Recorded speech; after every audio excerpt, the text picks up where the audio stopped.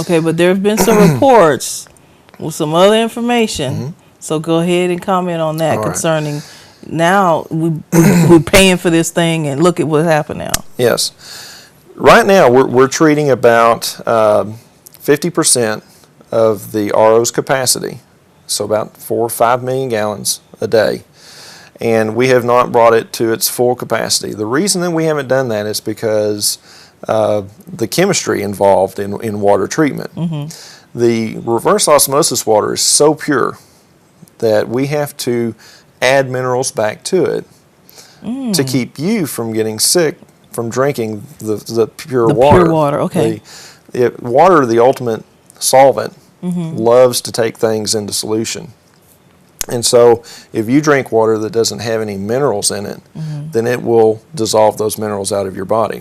Okay, so what we do is we add the minerals back to it, so when you do consume it, that won't happen. And so there's a blend that we have to meet. And right now our water usage is so low because we're coming out of the winter that we can only treat 4 or 5 million gallons of water a day and still meet our blend.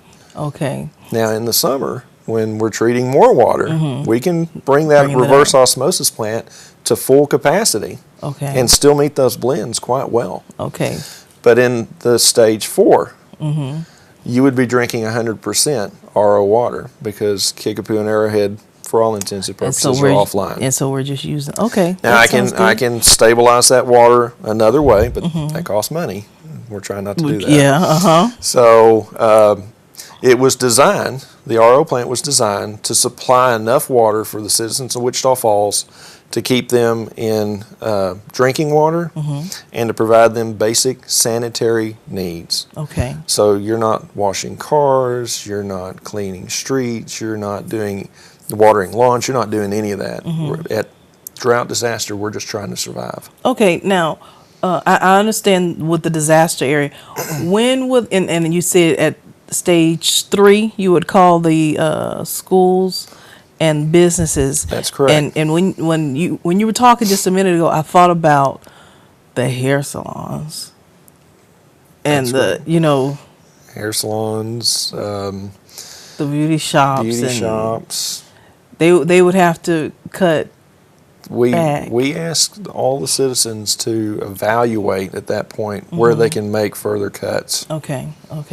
Because then people go, well, wait a minute, this is my job. And okay, but do you want to have a job? But if you don't have water to drink or take a bath, nobody's going to want to come to your job. That's right. For you to be able to service them. Or they can't come to your job. Yeah.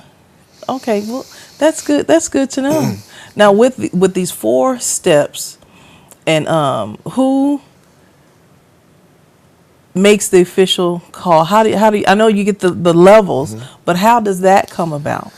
Well, the Public Works Department has been tasked with monitoring the lakes. Okay. That's our job. We calculate lake levels every week. As we get further into drought restrictions, if we get to stage 3, stage 4, we're calculating those daily and providing that information to the citizens. The Director of Public Works, Mr. Russell Schreiber, who's new to the job here, he's been here almost a year. He gets that information from my office, and it is actually his responsibility to initiate those triggers and to make sure that all of the steps that are outlined in our plan are carried through and seen to. Now, these 4 stages, I know they are for the. Are they just for this? They're for the city of Wichita Falls or for the county? They are for the city of Wichita Falls, but by contract, all of the entities that purchase water from us, they have to abide by it also. So when we trigger a drought stage, they have to trigger theirs also. Okay. Now, I know the city council voted on it, and or the ordinance and everything been set in place for this to go through. Yes. How did you all come about this? How did you decide? 60 was it state mandate? Did the state have anything to do with it, or is this something from research and things that have taken place? The state mandates that all utilities in the state of Texas have a drought contingency plan. Okay. And that has been the case since the 80s. And so the recent adoption of this plan was just a revision to a plan that was actually created almost 30 years ago. Okay. The levels, the 60, the 50, the 40, the 30, those are unique to Wichita Falls. So you can go down to Arlington or Austin or Waco, and they would have different trigger levels because they have different lakes, they have different capacities. And they may not have the osmosis plant and all that like we have. And so we in Wichita Falls researched all of that. We have a commission. We pour through those numbers, and we arrived at 60, 50, 40, and 30.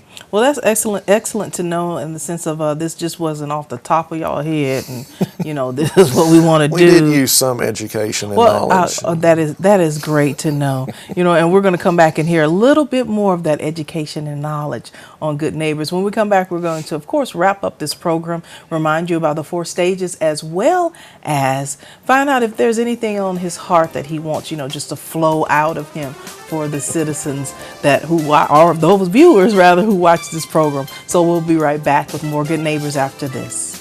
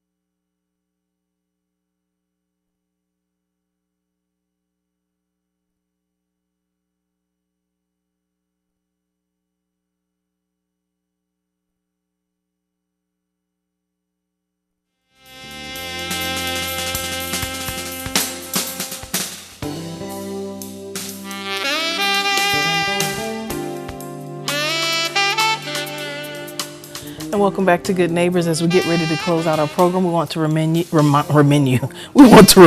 you, of course, we have Mr. Nix here, Daniel Nix, with us, of the 4 stages of our contingency plan, which are, of course, the first one is watch, the second one is warning, and the third one is emergency, and the fourth one is disaster. I almost said warning. So 60, 50, 40, and 30%. And that is what we look for as far as our water levels. Yeah. Now, in closing, of course, I'm going to give you a little 30-minute claim of fame to be able to say whatever you want, decent and in order. All right. But if someone wants more information concerning water, the tips on saving water as well, because there are a lot of ways, and I think there's at least 100 ways on the city's website. That's correct. Okay. You can go to the city website.